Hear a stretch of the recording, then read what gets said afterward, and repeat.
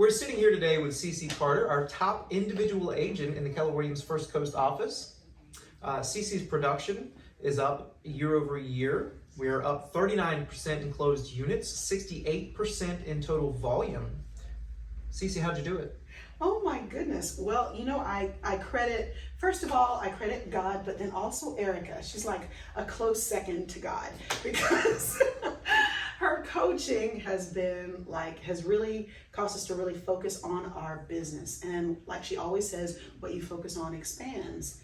And so she really laser focused us on our business. And that's what really helped, I think, to increase my production. How much would you say that support and accountability from the brokerage has helped grow that business? Well, obviously, being at a brokerage that's owned by Gene and Rebecca Rivers is huge. I don't know if people realize how well respected and well known they are just throughout Keller Williams land all over the country. I've talked to agents in Chicago, Atlanta, New York who all know him. They are like, oh my gosh, you're part of that. And so having the ability to be on calls with Gene Rivers and just soak in that knowledge just helps so much. It helps so much. Certainly. Now you're going to close about 36 units this year, correct? Actually, if all goes well, it'll be 39. 39 as an individual agent. As an individual Now, agent. you do use transaction coordination. I do. How do you use that as leverage to help grow your business? Well, if I'm not worried about taking care of those minute details, I can use that time to really work my sphere hard. And that's really what I'm doing is I'm working my sphere hard. I lead generate my sphere. Because for me, that's the low-hanging fruit. I have a large sphere now. I didn't start off with a large sphere, but that's one of the things that coaching taught us is really, really, really work your sphere. Everyone who knows you needs to know that you sell real estate. And if you got friends around you who are closing on houses and you're like, hey, yo, I'm a realtor. If they didn't know that, whose fault is that? Exactly. So, yeah. So Cici, how long have you been with Keller Williams?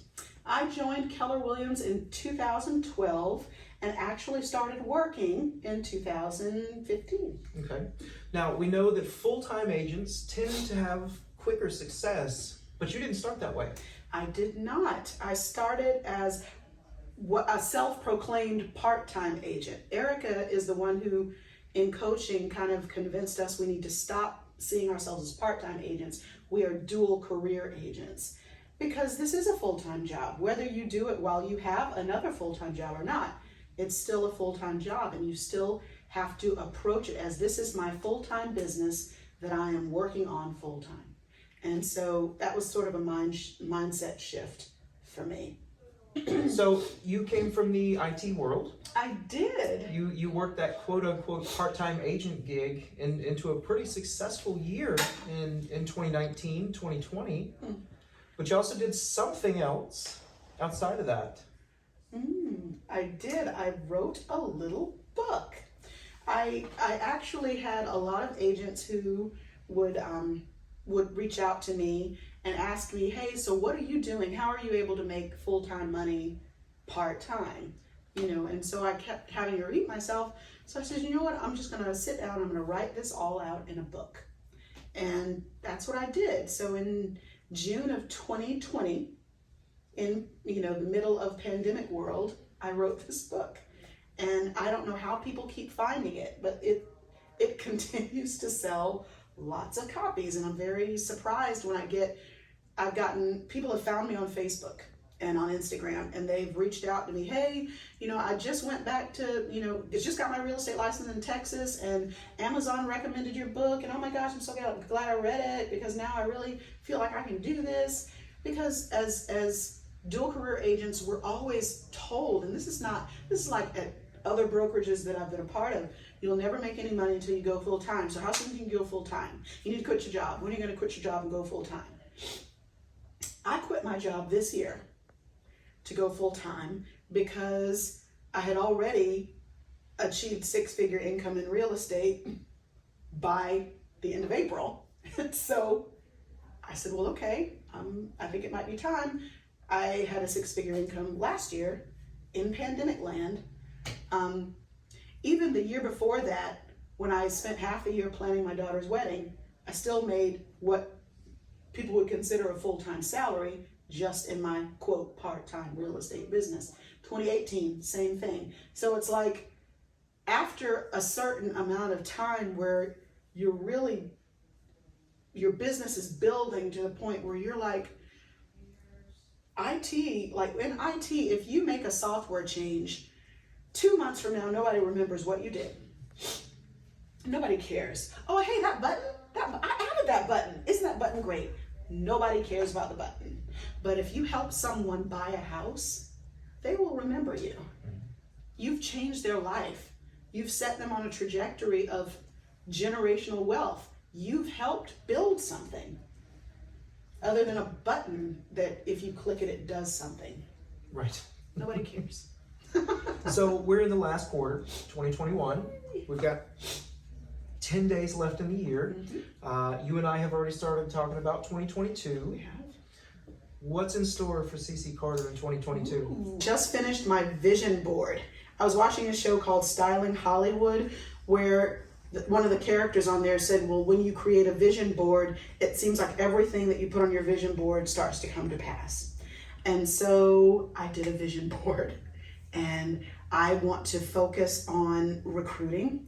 I want to really build my profit share tree because I study that rankings report and I sort it by profit share money.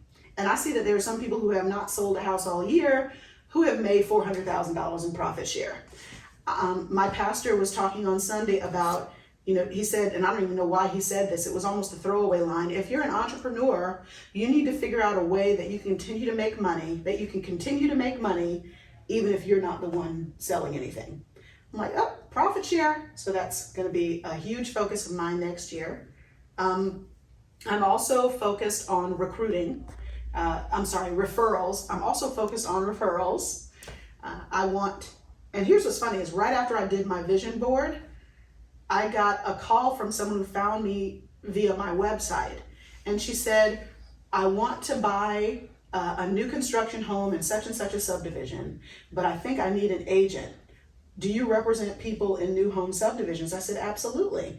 I'm thinking, I'll nurture her, and over time, I got a call that afternoon from the on-site agent. Hey, I understand that you represent such and such a person. She's going to come in tomorrow morning to do her contract. Can you meet us? Yes, I absolutely can. So this is someone who, out of the blue, called me and I wrote a contract. This is within 2 days. She called me, I called her back, wrote a contract at a new home subdivision for $405,579 before design center options. And that came, I think, because I did the vision board, wrote my vision, made it plain, and now the things come to you. It's like what Erica says, right? What you focus on expands. If you focus on your vision, then it's like God, the universe, whatever, sends all of that to you because you're drawing it because you've got the vision for it. Very nice. Yeah, it is very nice. I'm excited. Well, we were wrapping up here with Cici, I think. You got to look into what makes her a successful agent here at Keller Williams First Coast. We're happy to have you, as always. I'm happy to be here. If you have any questions about becoming an agent, how to increase your productivity, please feel free to reach out to us. We hope to see you in 2022.